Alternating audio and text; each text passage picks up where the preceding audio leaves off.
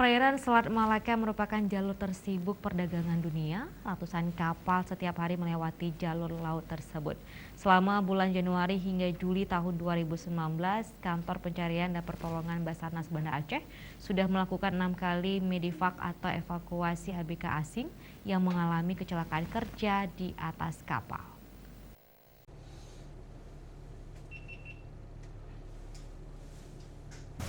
KN SAR Krishna 232 yang bersandar di Pelabuhan Ulele, Kota Banda Aceh dalam kondisi kesiapsiagaan. Berdasarkan data dari Kantor Pencarian dan Pertolongan Basarnas Banda Aceh, selama Januari hingga Juni 2019 sudah melakukan medevac atau evakuasi ABK asing yang mengalami kecelakaan kerja di atas kapal sebanyak 6 kali. Semua korban yang dievakuasi di tengah laut di Selat Banggala. Menurut Supriyadi Nakoda KN SAR Krishna 232, posisi Aceh berdekatan langsung dengan Samudra Hindia dan Selat Malaka, di mana wilayah Selat Malaka merupakan jalur tersibuk perdagangan dunia dan sangat rawan mengalami kecelakaan kerja bagi ABK.